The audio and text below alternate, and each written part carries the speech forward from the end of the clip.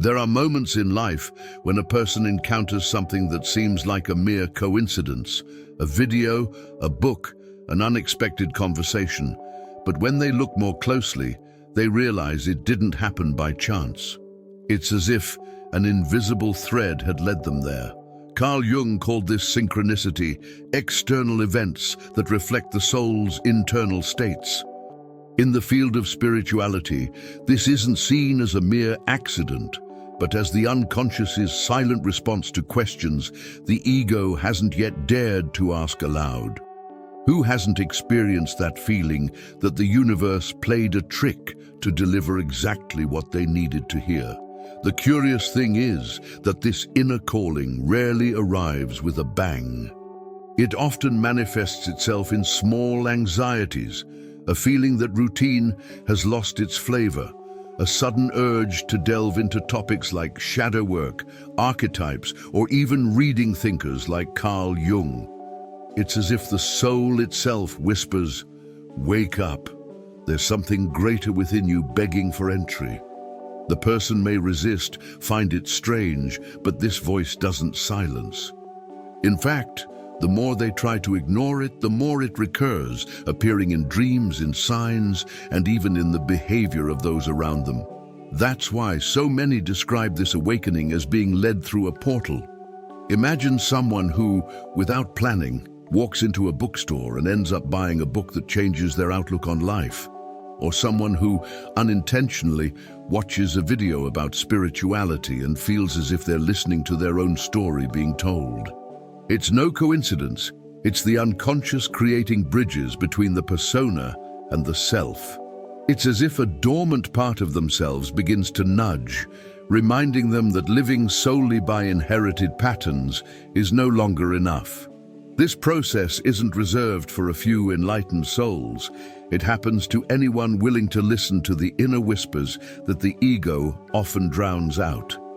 It happens when someone questions the true purpose of their work, the authenticity of their relationships, or why they repeat painful patterns. It's as if their entire life has been a training ground, preparing them for that very moment. And when that call appears, denying it is like refusing an invitation from their own soul to escape superficiality. Thus, the encounter with this chance is, in fact, the beginning of a serious conversation with the unconscious. It's the point at which internal archetypes begin to stir, demanding recognition. Those who reach this point don't do so out of distraction, but because something within them was crying out for change. This something may have been silent for years, waiting for the courage to emerge. And precisely for this reason, when the feeling of disorientation arrives, when everything seems unstable and chaotic, it may not be a tragedy, but simply a sign that the process has begun. When life seems to spin out of control, most people rush to regain control, as if chaos were an enemy to be defeated. But through the lens of Carl Jung's spirituality and psychology, this disorientation can be a harbinger, not of a fall, but of rebirth. The ego hates instability because it feeds on the illusion that everything is under its control. But the soul knows that without cracks, no new light enters. It's like getting lost in a forest, frightening at first, but also an opportunity to discover paths that would never be noticed if the road were too straight. Imagine someone who suddenly feels that work has lost its meaning, that relationships seem empty, that achievements no longer bring the same pleasure. This emptiness is often interpreted as depression or failure. But what if it's an invitation from the unconscious? What seems like a collapse may actually be a call to look beyond the persona, that set of social roles that erodes over time. Jung said that when old maps no longer serve, it's a sign that the psyche is asking for a new cartography, and this cartography can only be discovered by walking. This is where shadow work comes in. The shadows, pains, traumas, fears begin to emerge precisely when stability crumbles. The person feels strange, out of place, as if they no longer fit into the clothes of their former selves. Chaos, in this sense, is not ruin, but the demolition of structures that impeded growth. It's like pruning a tree. Cutting the branches hurts, but it allows it to grow stronger and bear new fruit. Those who see this change their attitude. Instead of despairing, they begin to observe what the chaos is trying to teach them. A practical example: someone who has spent their entire life seeking social approval may, in a moment of crisis, feel rejected by everyone. At first glance, this is pure pain, but looking deeper, perhaps it's a chance to realize that external validation was never a solid foundation. Chaos takes away the crutches and forces one to stand on one's own 2 feet. In this process, internal archetypes, like that of the hero facing darkness, are activated. It is in this confrontation that the journey of individuation truly begins, the crossing from the superficial persona to the authentic self. Therefore, disorientation is less a punishment and more a secret sign that awakening has begun. The external world becomes unstable because the internal world is reorganizing. The soul presses for old masks to fall, even though the ego resists. And when this feeling of emptiness intensifies, when the confusion seems unbearable, that's when the first symbolic messages from the unconscious emerge. Dreams, repetitions, intense emotions, preparing for the great shift that is to come. The unconscious doesn't speak Portuguese, English, or any other language. It expresses itself through symbols, images, and sensations. Carl Jung stated that dreams are the real language of the psyche, and that each repetitive pattern carries hidden messages. When someone frequently dreams about houses, for example, they may be faced with metaphors about themselves, each room representing areas of life that demand attention. Dreaming about falling can symbolize the fear of losing the control that the ego so fiercely defends. Spirituality understands these signals as letters sent by the soul, asking for more careful reading. Symbols also appear outside of dreams. Who hasn't noticed repeating numbers like 1111 on a clock, or situations that seem to fit together like puzzle pieces? Jung called this synchronicity, external events that reflect internal states. To the persona, it may seem like superstition, but when a person practices shadow work, they discover that these signs are subtle invitations to look within. They are like invisible reminders that life is not only logical, but also deeply symbolic. A simple example: someone who consistently attracts abusive relationships may think it's just bad luck in love.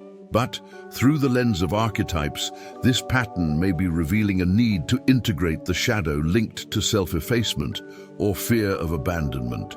It's as if the unconscious is repeating the same scene until the lesson is finally understood. In this sense, the external pattern is merely a reflection of an internal battle that the ego insists on hiding. Interpreting this symbolic language doesn't require being a psychologist. It requires presence. It's about starting to ask, what is this dream trying to show me? What does this repetition want to teach me? And in practice, this can be done with simple actions. Writing down dreams as soon as you wake up, writing down the situations that bother you most in a journal, or even seeking out books like Carl Jung's Man and His Symbols, which open windows into this universe. These exercises transform ordinary life into a constant learning ground, where every detail can carry a hidden message. And the more one learns to decipher these symbols, the more one realizes that chaos and emptiness are not silent. They speak, only in a different language, and it is precisely at this moment that the first great sign of transformation emerges. The questioning of old truths, those that once seemed unshakable, but now seem fragile, almost meaningless. There comes a moment in every person's journey when what once seemed obvious begins to lose its strength. What was once a solid certainty becomes merely a shadow. Carl Jung said that the ego clings to inherited truths, family beliefs, social dogmas, imposed values because it needs solid ground. But there comes a day when that ground cracks. Spirituality calls this point the first glimmer of light. It's when the persona begins to show its cracks, revealing that it was never the essence, but merely a role. This question can be uncomfortable. Imagine someone who grew up believing that success means financial stability and public recognition. Suddenly, even with all this achieved, they feel a void that nothing can fill. What happened? The ego fulfilled its part, but the soul demands something else. This is the shock, discovering that truths repeated for decades may be worthless in the search for the self. It's not a failure. It's the beginning of the individuation process, when the human being begins to distrust their own programming. The curious thing is that these truths don't all fall away at once. First, one belief proves fragile, then another, until the person finds themselves beset by doubts. And contrary to what it may seem, this isn't a sign of weakness. It's a sign of psychic intelligence. Questioning is the first act of freedom against the tyranny of the persona. When someone begins to ask, is this really true about work, friendships, faith, or even their own identity, they are already approaching the deeper voice that has always been silent. In practice, this sign can manifest itself in simple yet powerful actions. Someone who previously accepted everything without reflection begins to read provocative authors such as Nietzsche, Jung, or even contemporary authors who discuss shadow work.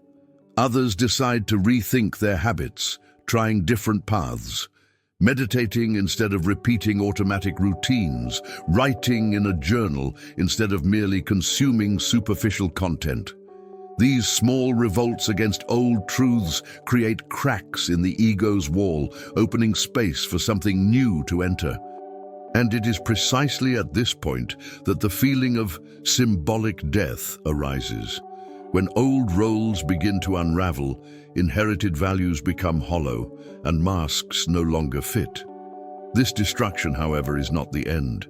It is merely the necessary purification for the essence to begin to breathe. There comes a time when life insists on stripping away everything that seemed to provide security. It's as if old certainties are burned before our eyes. Carl Jung said that the ego is built on fragile walls, and that for the self to be born, these walls must crumble. Spirituality calls this symbolic death. It's not the end of physical life, but the collapse of identities, inherited values and roles that no longer serve. The persona, that mask that once protected us so much, begins to dissolve, and the person finds themselves naked before their own soul.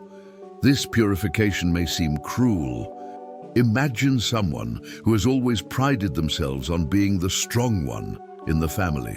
Suddenly, the weight of this role suffocates them, and life creates situations in which they can no longer sustain this role. The collapse is not punishment, it is liberation. The mask of fortitude falls away, opening space for vulnerability and authenticity to express themselves. Shadow work emerges here as an inevitable tool. Only by facing the grief of these old images can one create space for a new way of existing. This symbolic death manifests itself in different areas. Relationships that end, careers that lose their meaning, beliefs that crumble. All of this seems like loss, but it is purification. It's like a forest fire. At first, destruction, but over time, the soil becomes fertile for new growth. Likewise, the psyche renews itself by tearing down old structures. Carl Jung compared this process to the myth of the phoenix. To be reborn in flames of authenticity, one must first be reduced to ashes. In practice, experiencing a symbolic death means accepting that what once worked no longer works. This might include ceasing to seek approval in places that never brought peace, leaving behind groups that imprison, or even ending family cycles that perpetuate pain. It's painful but also liberating. And here, spirituality offers concrete examples. Practices such as fasting, silence, or retreats are not just external rituals, but symbolic representations of this internal emptying that prepares the ground for something new to be born. And when this process begins to happen, a detachment naturally arises, a disconnection from what no longer resonates, from the old persona that feels like too tight clothing. This is the clue to the next sign, when the person moves away, almost without realizing it, from who they used to be. After symbolic death, a curious sensation arises, looking back and no longer recognizing oneself. What once brought pleasure now feels artificial. Carl Jung described this moment as a natural detachment from the persona, as if the mask had been ripped off, and suddenly the person could no longer perform the old roles. This disconnection is not just emotional, it is physical, mental, and even energetic. The individual notices that old hobbies no longer spark interest, that conversations that once seemed stimulating now sound hollow, and that familiar environments have become burdensome. This process can be frightening. Imagine someone who loves to party but suddenly starts to feel uncomfortable leaving the house at night. Or someone who always sought recognition at work and without warning begins to see those meetings as dull theater. The ego panics because its function is to maintain the continuity of identity. But spirituality reminds us this disconnection is a sign of evolution, not regression. It's as if life is saying, this version has already fulfilled its role. Now it's time to let go. Often, this detachment extends to people. Old relationships, even those steeped in history, begin to feel incompatible. It's as if the archetypes that sustained these connections no longer fit. In shadow work, this phase is painful because it forces you to face loneliness and loss. But it's also where the soul finds clarity. It's in the void that space is created for the new. It doesn't mean abandoning everyone, but recognizing that certain presences were shaped to accompany an old version, and not the one now awakening. In practice, this disconnection can manifest itself in simple actions, swapping boring series for deeper readings, such as Carl Jung's memories, dreams, reflections, replacing superficial conversations with moments of introspection, or even allowing yourself to walk alone instead of joining a group that no longer resonates. These small changes aren't whims. They're signs that the psyche is adjusting its focus, clearing out what's no longer useful to make room for the authentic self. And precisely at this point, a larger movement is born, that of individuation, which is the true liberation of the persona. After feeling this disconnection, the person begins to realize that it's not just about leaving behind hobbies or friends, but about getting closer to something much deeper, their essence. When Carl Jung spoke of individuation, he wasn't talking about becoming someone better, in the sense the ego loves to sell, but about becoming whole. Liberating the persona is an essential part of this process. The persona, after all, is that social mask created to survive, at work, at home, among friends. Useful, yes, but also limiting. Individuation begins when a person realizes they're not just the mask they wear. It's when they understand that behind the responsible professional, the obedient son, or the funny friend, lies a soul yearning for authenticity. This liberation doesn't happen abruptly. It's gradual, like taking off a heavy costume after a long play. Little by little, the person realizes they can live without acting so much. And the curious thing is that, by letting go of the persona, they discover they don't lose anything essential. On the contrary, they gain lightness. Imagine someone who has always been the group counselor, carrying everyone's problems. By freeing themselves from this role, they discover they can still help, but without nullifying themselves. This is individuation, acting not out of obligation, but out of inner alignment. Spirituality reinforces this point. When one leaves the persona, a space of silence emerges, and in this silence, the self manifests. It is in this space that insights, intuitions, and a strength emerge that does not depend on external approval. Shadow work helps accelerate this process because it allows us to face the shadows hidden behind the masks, the fear of rejection, the need for control, the desire for acceptance. Each shadow embraced is a broken chain, freeing the soul from inherited roles. A simple exercise can illustrate this. Write down on a piece of paper the roles you play daily: worker, father, partner, friend, and ask yourself, which of these roles still makes sense? Which imprisons me? Which gives me life? This practice reveals how many roles were merely imposed and how many were born from within. Books like Carl Jung's The Ego and the Unconscious help to delve deeper into this, showing that individuation is not about eliminating the persona, but about not being a slave to it. And as this liberation begins to gain momentum, something even more profound happens. A redefinition of what is essential. What once seemed like a priority, status, external achievements, recognition, begins to lose its color. And in its place emerges a truer quest: purpose, meaning, authenticity. When the liberation of the persona begins to happen, a silent shift takes place.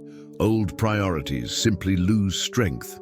What was once vital, status, money, applause, begins to seem like a plotless theater. Carl Jung noted that the ego is obsessed with external achievements, but the self seeks meaning. This redefinition is like cleaning an old house. Every object that once took up space and seemed indispensable now reveals itself to be nothing more than dust. And spirituality shows that in this created void, the opportunity arises to see what truly matters. This process isn't rational, it's almost instinctive. The person realizes they no longer feel pleasure in the same achievements. Imagine someone who always fought for promotions at work. One day, upon receiving another title, you discover you feel nothing but fatigue. Or someone who sought social recognition but realizes the applause dissipates within seconds. This shock is painful but liberating. The ego loses control, and in its place, the self begins to whisper, "Seek what gives you life, not just what gives you prestige." In practice, redefining the essential can mean trading endless nights of work for quality time with family, or replacing compulsive consumption with practices that nourish the soul, such as meditation, reading Carl Jung's The Little Red Book, or even taking silent walks. It's not about abandoning the material world, but about repositioning yourself. Spirituality teaches that it's not about living without anything, but about not allowing yourself to be possessed by anything. It's about recognizing that true wealth lies in what remains when everything else falls away. This redefinition also opens doors to new choices. Projects that once seemed impossible begin to make sense. Simpler, more genuine relationships gain ground. Even hobbies change. Someone who lived to impress may discover pleasure in painting, playing an instrument, or writing, not for show, but for existence. This internal movement is a clear sign of individuation. When a human being stops living to please social archetypes and begins to live according to the truth of the self. And it is precisely at this moment that intuition begins to strengthen. When the excess external noise loses its importance, the inner voice becomes clearer. The fourth sign then reveals itself, a growing connection with intuition, that silent compass that guides even when the ego's logic fails to understand. When the ego's distractions lose their power, an almost magical phenomenon emerges. The previously muffled inner voice begins to speak louder. Carl Jung asserted that intuition is one of the psyche's fundamental functions, a radar that detects possibilities before the rational mind can formulate explanations. In spirituality, this connection is seen as a sacred compass. Suddenly, the person begins to sense without concrete evidence, when something is not right, or when they should follow a seemingly unlikely path. It's not fortune-telling, it's the self providing subtle guidance. This strengthening of intuition can manifest itself in everyday details. Imagine someone who always made decisions based on spreadsheets, comparisons, and external advice. Suddenly, they begin to trust more in that silent feeling that tells them this is the way to go. By following this impulse, they realize that things flow more naturally. The ego tries to ridicule this trust, calling it irrationality, but deep down, it's simply a fear of losing control. Intuition doesn't eliminate reason, but complements it, offering insight that logic alone cannot achieve. Shadow work also deepens this connection because by recognizing the shadows, one releases psychic energy that was trapped in fear and repression. With less internal noise, intuition manifests itself clearly.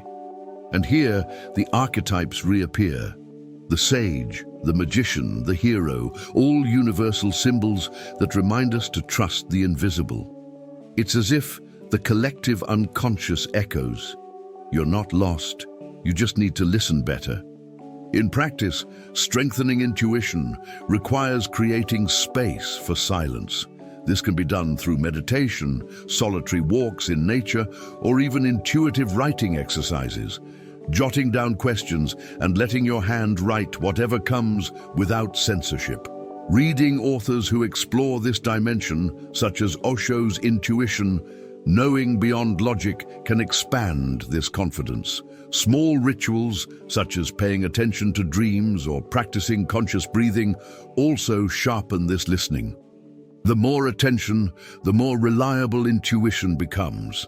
And as this inner voice gains ground, a new appetite emerges, a hunger for growth. The person feels the need to break old patterns, heal wounds, and remove what drains their energy. This is where the fifth and sixth signs appear, leading to a desire to free themselves from everything that prevents the soul from expanding. When intuition begins to guide, an insatiable hunger is born. The desire to grow, to learn, to free oneself from everything that imprisons. Carl Jung described this drive as an inevitable part of individuation. The psyche seeks to complete itself, to break through inherited limits, and to expand beyond the ego. This hunger is not satisfied with superficial pleasures. It is a spiritual, almost visceral thirst for real meaning. The person feels the urge to delve into spirituality, explore archetypes, face shadow work, and above all, break patterns that have always drained their vital energy. It's at this point that toxic cycles become evident. Relationships that once seemed normal now prove draining. Environments that were once routine now feel suffocating. The individual realizes that many connections were maintained out of fear, need, or habit, not authenticity. And then the desire for liberation explodes. It's not about impulsive rebellion, but about clarity. We can no longer live in the same theater. It's as if the self, tired of watching the replay, stands up and says, "Enough." This breakup can be painful, but also profoundly liberating. Someone who has always accepted abusive criticism may, for the first time, establish clear boundaries. Another who has always been involved in destructive relationships decides to walk away without looking back. The pattern is broken. And here the archetypes enter the scene. The warrior who cuts harmful ties, the healer who heals wounds, the wise man who sees beyond illusions. Each act of liberation strengthens the spiritual journey and embodies the process of individuation. In practice, this is the ideal time to seek concrete tools. Jungian therapy, spirituality study groups, and readings like Jung's The Nature of the Psyche, or Gabor Mate's When the Body Says No, which shows how toxic patterns make the body sick. Exercises like writing goodbye letters to old beliefs or practicing daily meditation serve as rituals of severing. Even simple changes, like filtering friendships and social media, represent a powerful act of liberation. And as this hunger for growth is honored, the next stage naturally emerges, a deep, almost automatic detachment. There's no longer any need to make an effort to cut off what doesn't serve. The soul, attuned to the new frequency, simply detaches itself from what doesn't resonate. This is the seventh sign, and perhaps the quietest of all. After breaking toxic patterns, something curious happens. Detachment sets in effortlessly. It's no longer that internal struggle between staying or leaving, keeping or letting go. The strengthened self simply lets go of what doesn't belong. Carl Jung reminded us that individuation is a process of differentiation, separating what is authentic from what is inherited, what is essential from what is merely a mask. This profound detachment is not coldness, but clarity. The soul no longer feels the need to insist on environments, people, or beliefs that vibrate at a different frequency. This sign may seem strange to outsiders. Old friends may say, "You've changed, you're different," and indeed you are. What once served as a source of attachment, arguments, fights, and self-worth tests, now feels like a useless burden. Spirituality describes this moment as detaching from the wheel of drama. There's no longer any pleasure in repeating emotional patterns.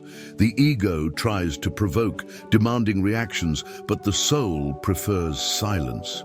It's detachment that frees up energy to be used for real growth, not empty battles. This detachment doesn't mean indifference. On the contrary, it's a more mature state of love, free from possession. Those who experience this sign realize they can love without imprisoning, be present without controlling, and coexist without losing their essence. It's like holding sand in your hands. The tighter you hold it, the more it escapes. Deep detachment teaches us to open our hands and let the flow happen. And this applies to relationships, material possessions, expectations, and even self-image. In practice, this state can manifest itself in simple choices: donating clothes that no longer reflect who you are, leaving groups that no longer have meaning, stopping insisting on conversations that don't serve any purpose. It can also manifest itself in larger changes, ending careers that no longer resonate or severing family ties that perpetuate pain. It's not contempt, it's evolution. It's like shedding your skin. The old one has served its purpose, but now it's time to walk more lightly.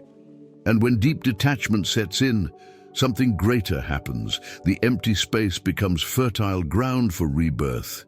The end ceases to be an end and reveals itself as a portal. It is at this moment that integration begins to emerge, ushering in a new life, more authentic, more conscious, more aligned with the self. After going through chaos, symbolic death, and detachment, the soul finds a point of integration. Carl Jung called this moment reconciliation with the self. It's not about perfection, but about wholeness. Spirituality reinforces the same vision. It's as if finally the person reunites all the fragmented parts, light, shadow, persona, archetypes, and understands that everything has a place. It's not a life without pain, but a life in which even pain finds meaning. What once seemed like an end now reveals itself as a beginning.